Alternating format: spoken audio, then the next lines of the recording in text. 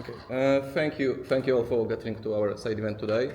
Our side event is organized by the Pantry Foundation, but it's with coalition with the Pax Europa, so the German NGO.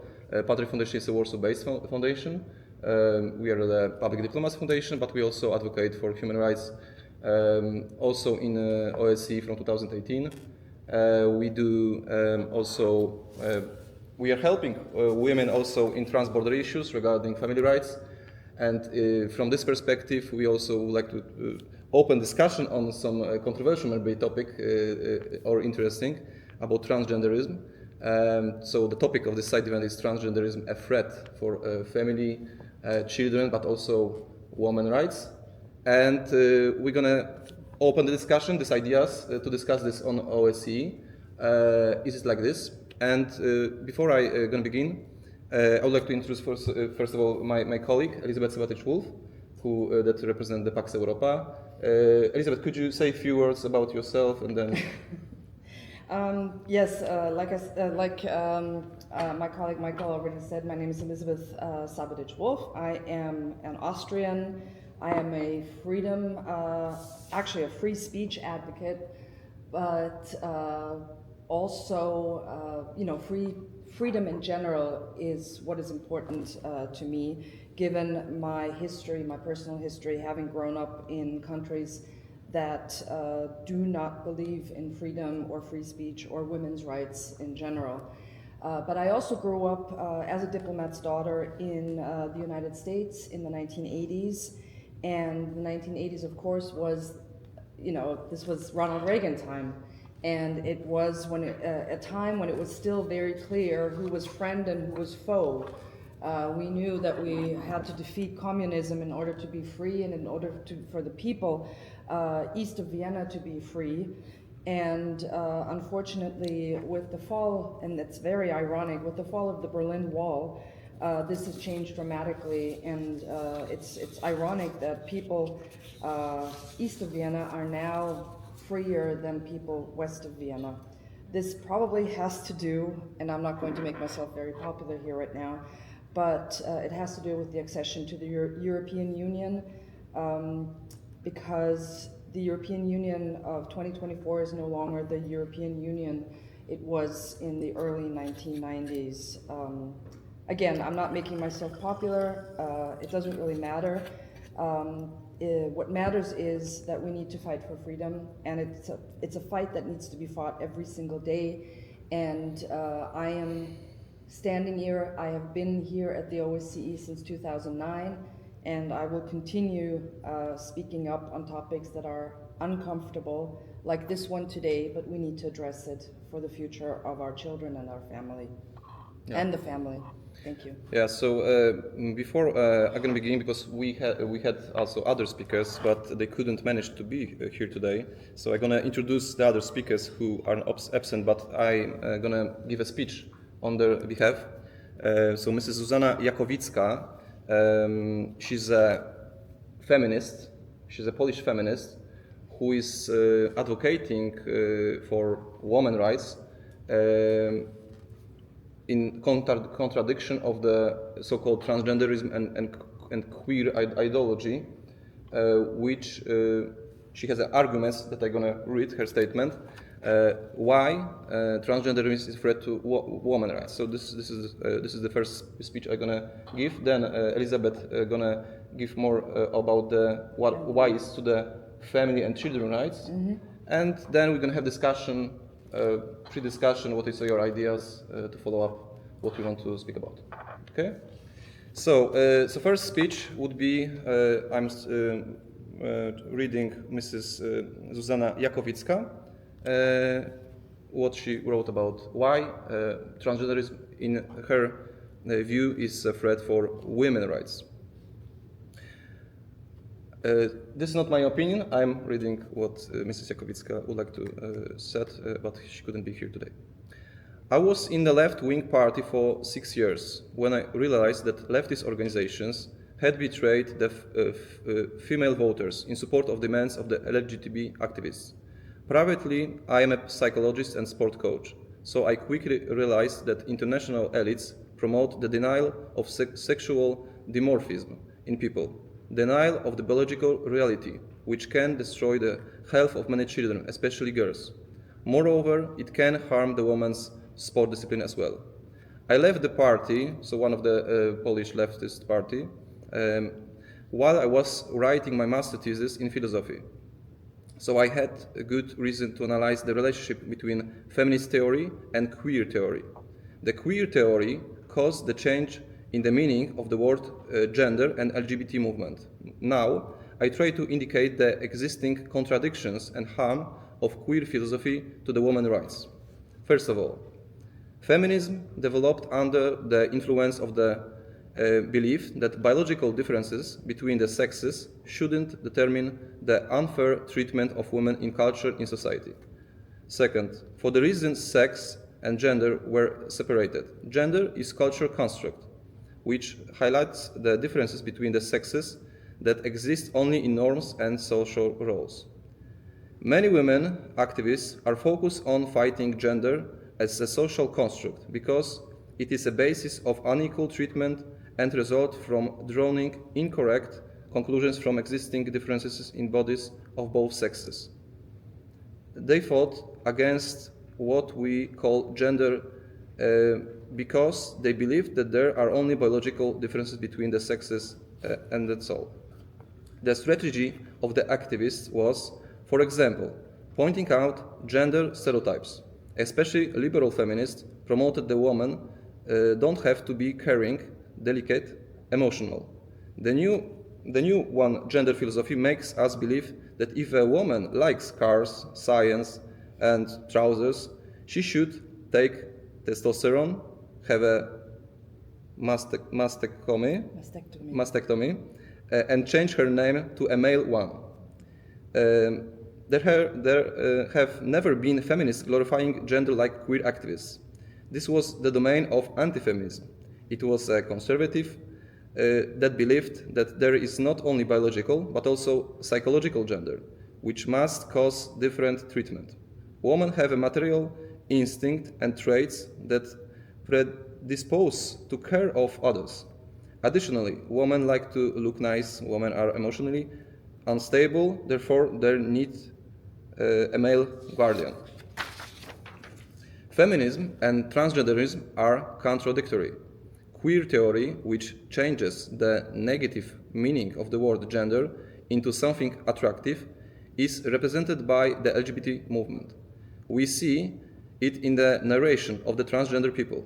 The transgender movement wants to eliminate sex as a social category, to leave the individual freedom of choice. Of course, this doesn't change the relation between the sexes, but only gives the right to play a preferred role in life. The analysis of a role-playing led by Dr. Jan Szpilka to the conclusion that the woman can become a woman through objectification. Following Dr. Szpilka thought, real women live only in Afghanistan,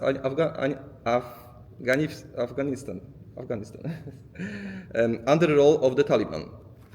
What is more, Mr. Szpilka, who identifies with the category of transgender, got a large grant for his analysis of the relationship between trans femininity and sadomasochism, while Poland had the conservative government Law and Justice. Perhaps conservatives feel intuitive sympathy for this idea and fight it much less than same-sex marriage.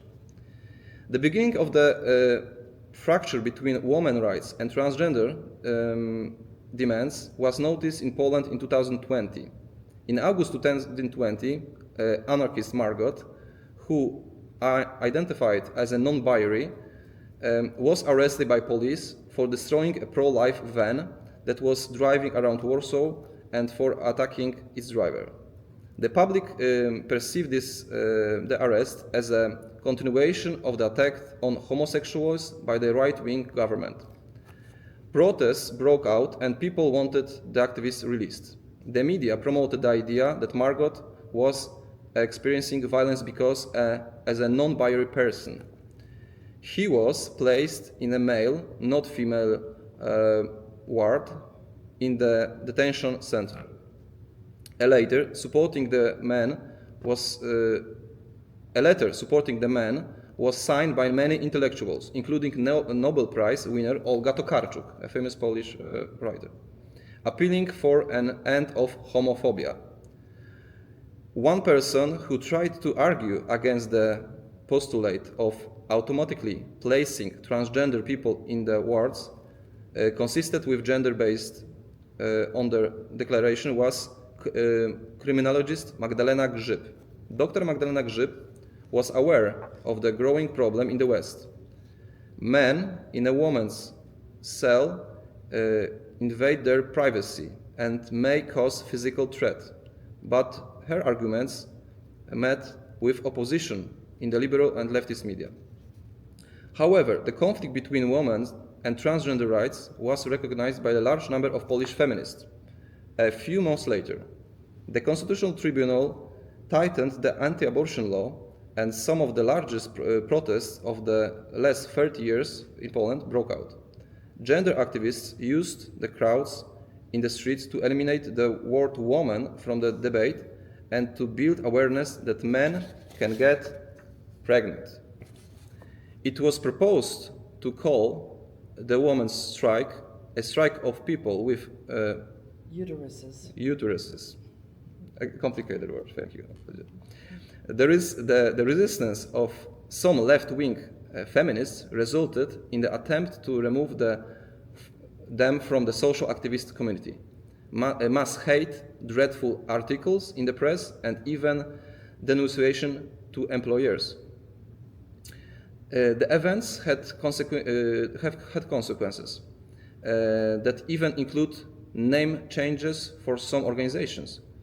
The Women's Agreement, which organized an annual event on International Women's Day, had been called the Feminist Agreement since 2022.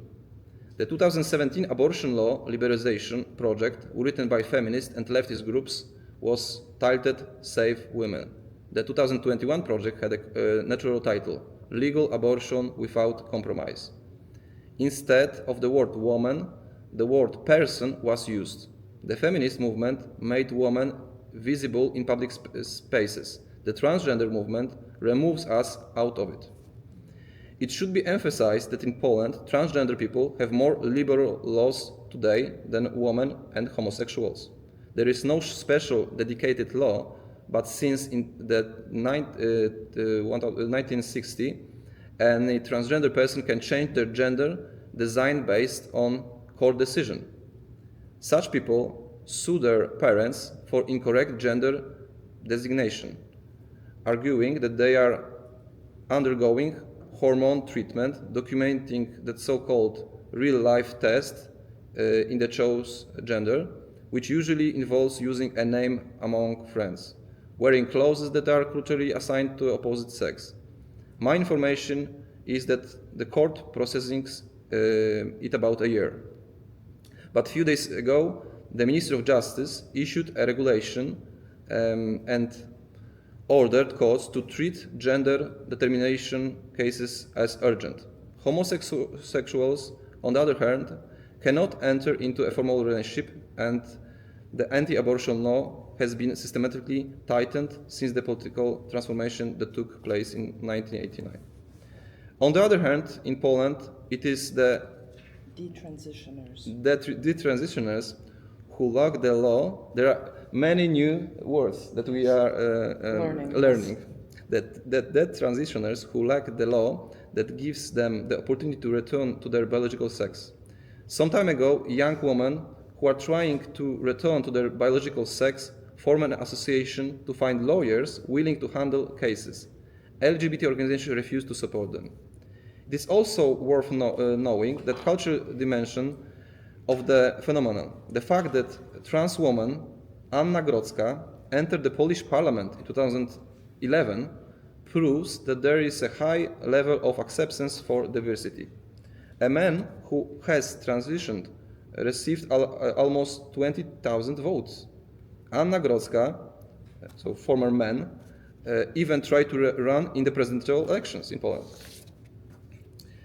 As in every country, if followed, in Poland the transgender movement is more of a top-down movement.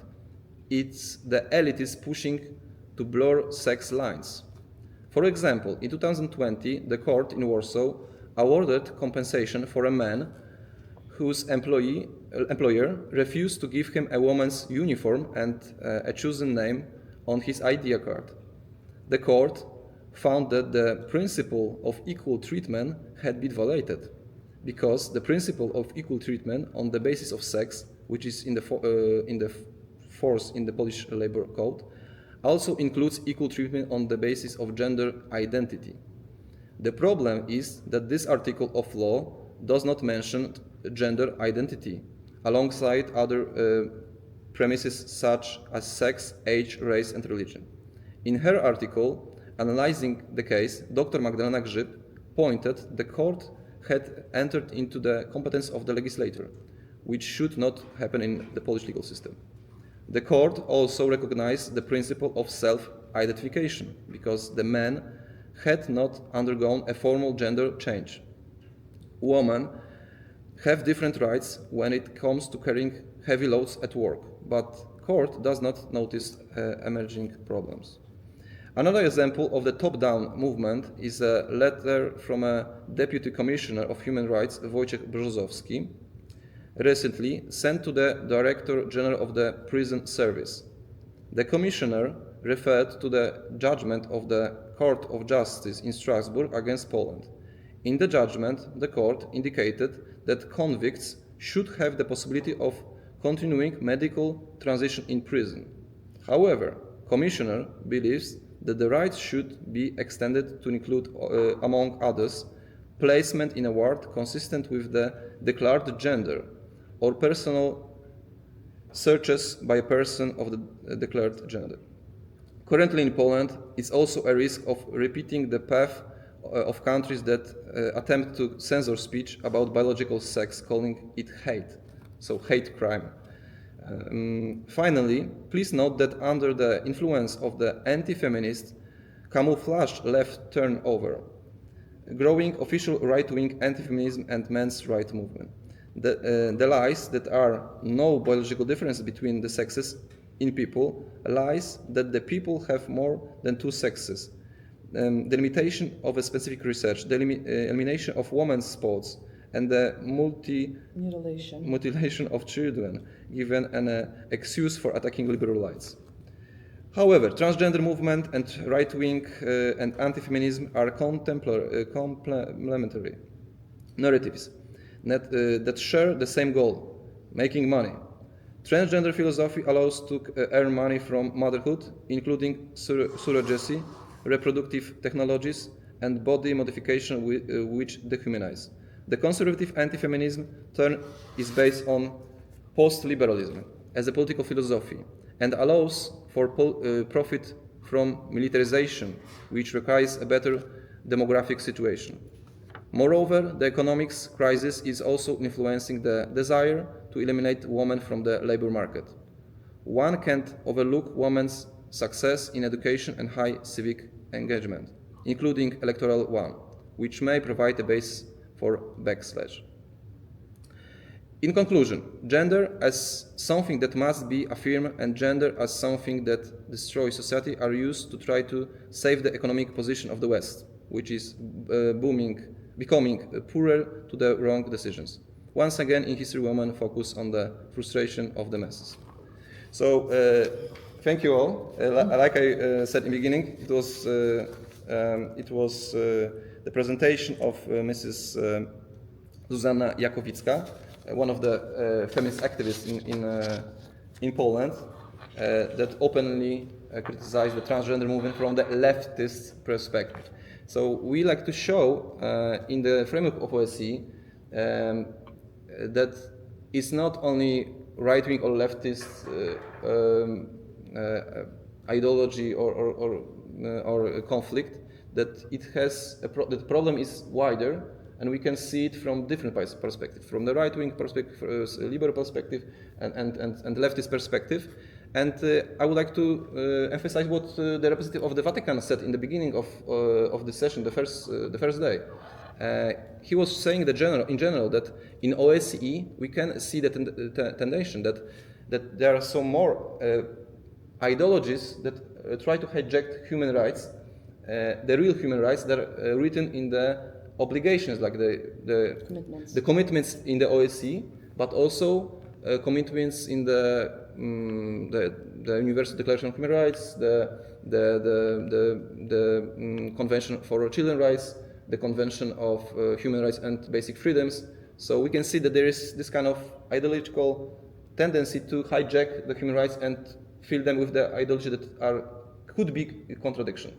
So thank you for my attention, for my speech, and we can turn to Elizabeth, and I can drink water. Yes, Thank you. And Elizabeth has a lot of ideas and points to add to this wonderful speech of the lady who unfortunately couldn't make it today, because it would have been interesting to have a talk with her. Let me preface my words with the statement that I personally believe that human rights should neither be left nor right. They should be apolitical. They have been politicized, they've been hijacked by the political left. There's also argument to be made that the Universal Declaration of Human Rights can be seen as a political document, whereas the Bill of Rights in the United States definitely is not, because it does, it tells us that rights, human rights, are God-given. And when they are God-given, of course, they have no left, right, up, or down. They are simply from God, and man has, we should be grateful. And there's a big difference between the Universal Declaration of Human Rights and the US Bill of Rights, especially in the concept of God being the one to quote-unquote grant us these rights. And because they're from God, they cannot be rescinded, they cannot be taken away, as the political left or rights activists nowadays are trying to do, because they do not respect God's will anymore.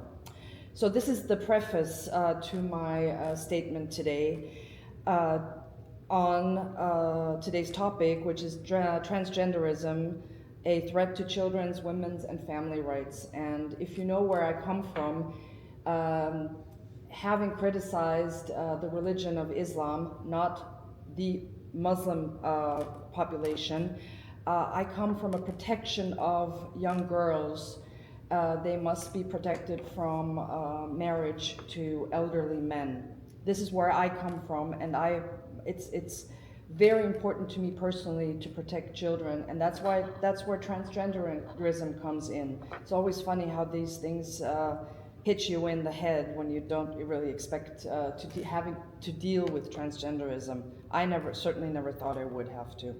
So anyway, my words. The political left is never too busy ushering in a new depraved craze, the latest of which is called transgenderism. The term describes people whose gender identity differs from the sex they were assigned at birth. It is actually a tool to detach us from common sense.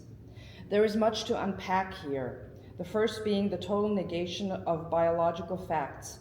One is not assigned a sex at birth. Rather, it is God who makes us a male or female. That is, we are either made of XX or XY chromosomes, and no one can change this fact by trying to play God. The political left, that is, the protests of 1968, the sexual liberation, is nowadays seeing its culmination on steroids in the transgender movement. Socialism, and by extension the Frankfurt School, want to do away with the nuclear family. They want to destroy it. Children, accordingly, do not belong to their parents, but they, the socialists, can educate them in the way they want them to go. Children belong to the state, according to them. Sex education then also becomes a big part of that, because children are taught to dehumanize themselves, to take intimacy and marriage out of sex, even to the point of killing your own children through abortion. You're essentially killing and destroying the family. And so children that are now considered property of the state are not only sexualized, but also harmed, groomed, and mutilated. In many cases, notably in California, children undergo gender-affirming care without their parents' consent. Gender-affirming care goes against the Hippocratic oath of do no harm. It is based on the dangerous premise that any child who has distress that he or she thinks is related to their sex should automatically be treated with social transition to the sex of their choice, followed by hormonal treatments and even surgery to remove healthy body parts. What is worse, underlying mental health problems are usually not addressed. The problem here is that children cannot give informed consent. They're not even allowed to drive or vote, so how can they consent to the mutilation of their body? They are inappropriately being allowed to make potentially irreversible, life-altering decisions. Moreover, these procedures, both hormonal and surgical, lead to children unable to reproduce, let alone enjoy a healthy life. No amount of puberty blockers will change your gender. Transgender surgery is life-altering. Add to that the complications after surgery, including infections, pain, and difficulty urinating. But most importantly of all, transgenderism targets the family unit, as indicated before. So how does it affect the family? Well, certainly negatively. There are numerous examples of the state trying to interfere with parents' rights. Fathers having to go to court and fight for their sons not to be raised non-binary by their lesbian and non-binary mother. A family in Montana, for example, reportedly lost custody of their daughter after they expressed disapproval for her gender transition. Ladies and gentlemen, make no mistake. The war on parents' rights is absolutely anti-family, it is anti-child, and is anti-parent. The destructive transgender ideology is at war with reality. What the trans movement also does is orphan and widow parts of a family. Imagine a husband and a father who decides that he is now all of a sudden a she. Totally fine. A consenting adult can do whatever he or she wants. However, what this father did not think about is, or consider, is that children, his own children, were forced to see their transitioning father in his new identity, dressed as a woman. The children have to get used to hugging their dad, but their dad now has enormous breasts. It is no surprise, but a huge tragedy, that these children attempted suicide several times. Finally, we must reject transgenderism for the following reasons. It is, as noted above, extremely harmful to children. It is a form of child abuse, and it needs to be recognized as such. It contradicts biology and science. It ignores that biological sex cannot change, and this biological sex is coded in XX and XY chromosomes. Surgery can only create an appearance of the other sex. It can never change your chromosomal status. It is an attack on human reason by warping womanhood and manhood. It is destructive. It is self-destructive. Transgenders destroy the family, children, brothers, sisters, and careers. It also creates so much stress that it leads to suicide attempts, the numbers being much higher than in the general population, much, much higher. It also offends God. God created male and female. To intentionally contradict the biological nature of mankind is an act of revolt against our Creator. This is an attack on our Western value system. Let us protect our children from this madness. Let us protect our families, and let us protect our future. And our future, and they are our children. They are the weakest part of our society. So I'm looking forward to your questions. Thank you very much. I know I made a statement that will probably be viewed as very radical, but my views in the last 40 years have not changed. It's the views of others that have moved in a direction that doesn't agree with biology God's creation, XX and XY chromosomes. So if you decide to call me a radical, that is fine with me. Again, let me remind you, I haven't changed. It's society that has changed. My views have not changed. I've always believed in this. So thank you very much for your attention. I look forward to your questions and the discussion we might have. We don't always have to agree on everything. That's my statement here. Thank you. Thank you, Elizabeth. So we heard like two statements from the leftist and we called right-wing positions, ideological positions, in the framework of OSCE, of the commitments of the states and like set obligations, the states who are party of specific conventions. So the Human Rights and the Basic Freedom Convention, the convention, the New York Convention on Children's Rights, and the Universal Declaration that is not a convention, but it's a, we can say, a binding law. So we like to bring up this for discussion. If anybody have questions from and ideas, feedback, it would be nice to hear if you have any. Feel free, we're here to discuss. It's just the six of us. So Can I do you agree? Do you disagree? can I make questions? I know that Mr. Mirosław, can I mention you? Mr. Can I mention? No, I must give a short microphone. No, I think that. But we are making a recording, so it will be good.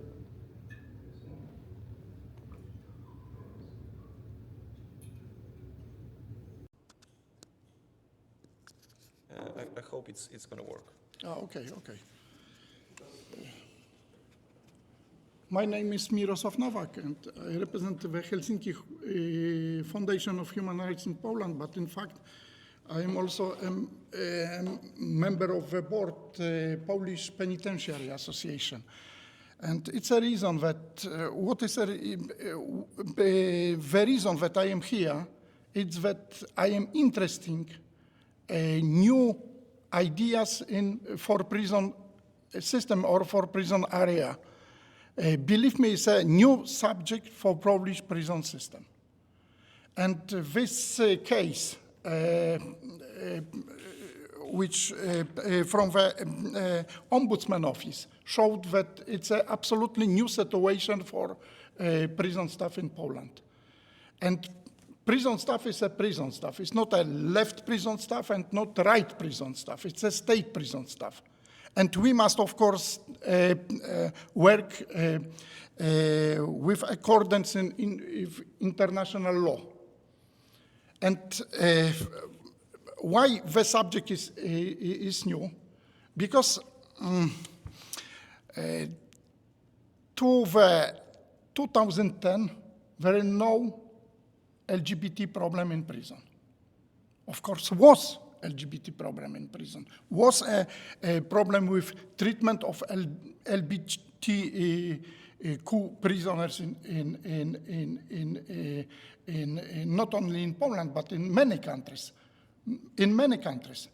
But the real problem starting from the, in my opinion, in Poland from the 2016. From the 2016, when we had also the same problem, and the same problem was really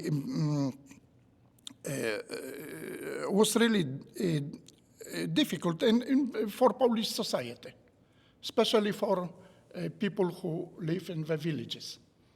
And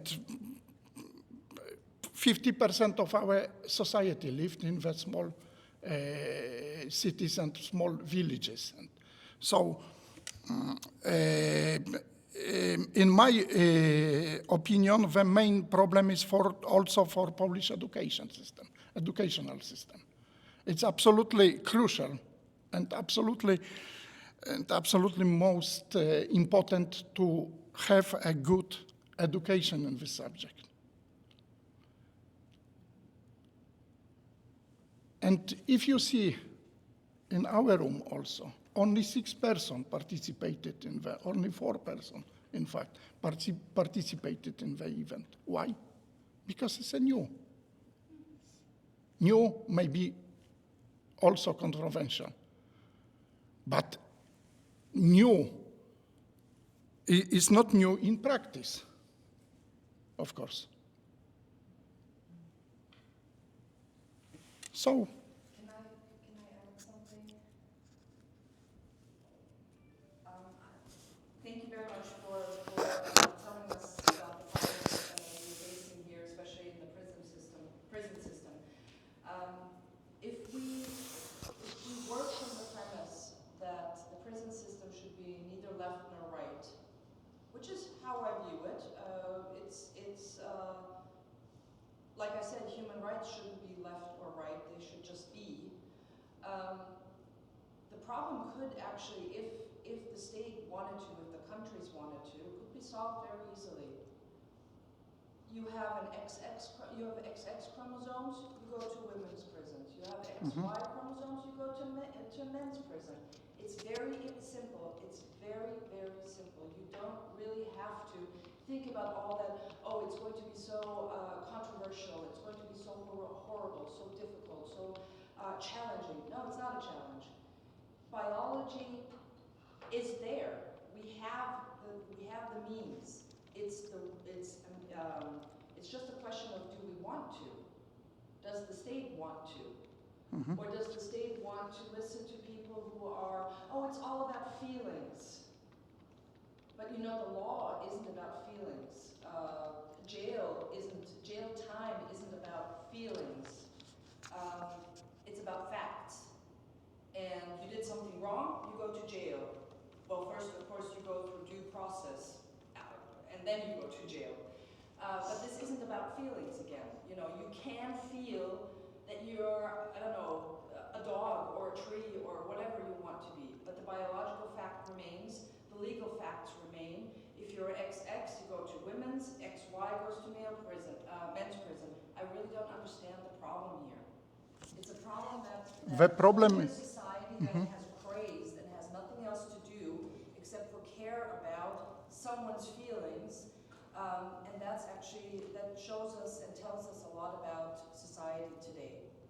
prison regulation and legislation should be very simple. Yes. Should be very simple and clear for every prison staff. Yes. For everyone. Absolutely for everyone. Also for basic prison staff. Yes. And if you have no clear procedures, you cannot keep the international standards, in my opinion. Why? Because it's not a problem that prison is a man and prison for the woman. Because the basic stuff in the place, when I'm talking in the place, I am talking of course, of remand prison and prisons. Not detention centers, because it's not prison competition, but should know where the transsexual person should sit, in men or in women prison. Women for female, prison for female, or prison for men. So, but then again, but it's not Polish problem. It's not Polish problem, because I work as a penitentiary reform advisor in many countries, and especially spent a lot of time in Central Asia, Kazakhstan, Kyrgyzstan, and it's a problem. It's a really problem. it's also a big problem in the United States. Yes, And then, probably of course, yes, you but know, the problem is you have these biological women, men who are posing as women, and then you hear reports, you read reports Yes. about these male raping women inmates. How the state can negate this, I don't understand. I really do not understand. Again, the problem can be solved in very simple, in a very simple way, as I explained before. So we are creating the states or the prison staff. They're creating problems, and there aren't really any problems. And that, again, my view shows us that we have we're regressing in society if we actually worry about these kinds of things. Instead of, you know, we're saying, look over here, when actually the problem is over there. Okay, and the problem is somewhere else. So it's actually now the state, the Polish state's, the Polish state, the Polish government, the politicians should actually make sure that the law is followed. And we see that everywhere, that the laws are there, but they are not being followed. They're not being applied. So it's apolitical, but it's also very political. I hope I'm making some sort of sense here. Yes, but sorry, but U.S. prison system is not a model. I know that U.S. do a lot of things very well. Some things also the best, but prison system, correctional system, is absolutely not model for. I'm not disputing any of this. You are the expert when it comes to prison systems. I certainly am not. I'm just repeating what I have read, and that you know, attacks, bodily harm in prison is always wrong, but it's a preventable harm if you have trans women in the women's part of a prison. It's totally preventable. That is something that this must not happen. And I am very oriented to the, especially for European prison system, Scandinavian, probably the best practice in Europe, but also Canadian. But not US, absolutely not US. State system is quite good, but not state. Federal system is more, less, but keep standard. But state is absolutely awful in some states. I'm not talking about the prison system because I know nothing about that. My point is, it is important to distinguish between a biological female and a biological male. And the biological male, whatever he looks like, however he feels, has no part, no place in a women's jail. Period. Nowhere on this planet. Yes, I think we can. Thank you. It shows that not only kind of a social problem, it's a practical problem. It's a practical problem that we see that there's also a state problem. So this is one of the reasons that we should discuss on this kind of platforms as OSCE. And I'm emphasizing they're contradictory to the law, the national law that is some political groups want to change it, is in contradiction to the international law.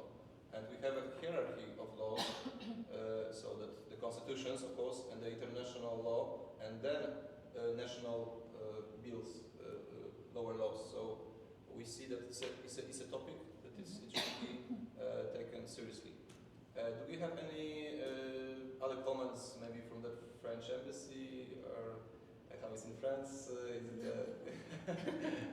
You don't want to tell us what it's like in France? Is it No, I'm just into it, so I just okay. thought it was interesting. Okay, thank you. Okay. It's a new topic, so we are bringing this topic. It will be a new issue to focus, and we hope that France also could see it as a thing to talk about. And our other colleagues from the ADF? do you have some comment or some views, maybe? Yeah, sure. Could you pass the microphone? It's here. Oh, it's here.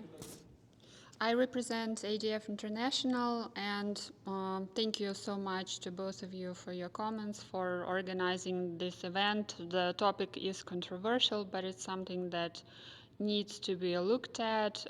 As some of you mentioned already today, it's a new thing, or rather new topic as well, and that's why it's not that well explored yet. And maybe from my side, as an organization, we've been focusing lately on the family side of this issue, on parental rights and on children's rights. And right now we are supporting a case in Switzerland.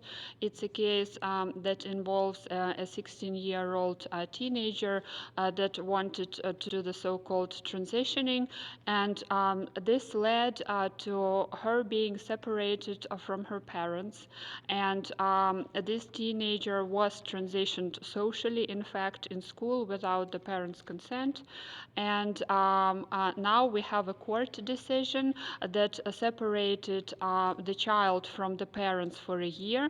The child is living in the government shelter, and the parents also had to surrender her documents so that a legal transition can take place.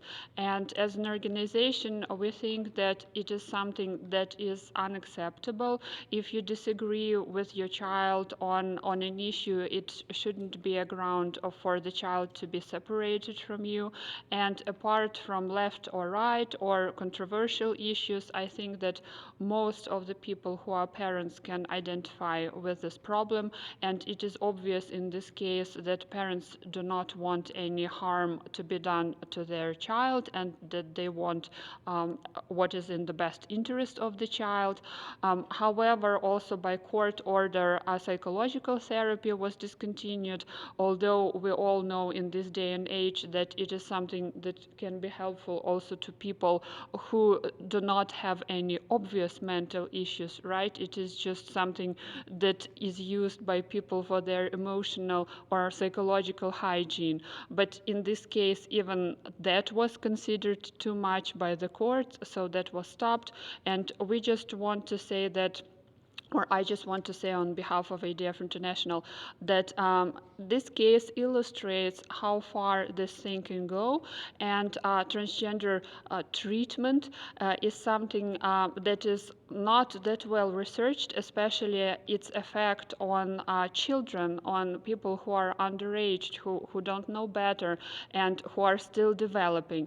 So as an organization, we stand with the parents, with the parental rights in this case, and also support the rights of children, because when they come of age, they can also change their mind, right? Because we all know that it is a difficult age in every person's life, and a lot of the decisions and life decisions can be very challenging, and just simply hormones and everything connected with it. So we really want to ask people who are here attending this event, and it would be good also if more participating states would dedicate their attention to this problem, and that's why thank you so much for conducting this event. Yeah, thank you. My name is Anja Hoffmann, representing the Observatory on Intolerance and Discrimination Against Christians in Europe, and I'm only working on this issue really from the religious freedom point of view, which of course includes also the right of parents to educate their children in accordance with their own beliefs, philosophical and religious beliefs. And then the belief that man is created as male and female and whatever, that falls, of course, into this sphere. So we have been following similar cases across Europe where parents got into trouble for raising concerns, where teachers got into trouble in schools for raising concerns over sexual education, that would tell underage children that maybe they are not a boy or a girl and they can just decide themselves. And then if a Christian teacher, for example, raised concerns over these sexual education contents, there were unfortunately numerous cases across Europe where teachers were suspended or even dismissed just for really raising even philosophical concerns about this. So we see a problem there in regard to safeguarding freedom of thought, conscience, and religion, and also the pluralistic debate around these issues, because obviously if a teacher has concerns about certain content being taught even to kindergarten children, there should be space to discuss without immediately being suspended and called transphobic just because this teacher out of their best conviction raises concerns that might be harmful to children. So we are grateful this is being taken up, and hope the debate will continue and become more and more pluralistic, because it should be really a common concern to find the best way to safeguard children's rights, parental rights, and of course to protect those who are affected by these issues and are vulnerable also. So thank you very much. Thank you so much for your supporting and supportive words. Since you're from the Observatory Against Intolerance Against Christians, almost correct? Yes. You probably liked what I said, I assume, because I raised the fact that it's, a human being is God's creation, and therefore we should not interfere in God's creation. But let me also add, children are the weakest and most innocent part of our society. And it doesn't really matter where you stand. Again, what religion you're from, what political ideology you follow. We must protect our children, and that includes encouraging them not to mutilate themselves. They can do that once they're 18 or 19, whatever the legal age in your country is. But mutilation is simply a no-go. And let me also add, we as a society abhor and deplore female circumcision in Islamic countries. And yet we condone and even applaud circumcision of young men, young boys and girls, and even applaud it. And this is taking place in the Western world in the name of an ideology which is called transgender ideology. I mean, what has the world come to?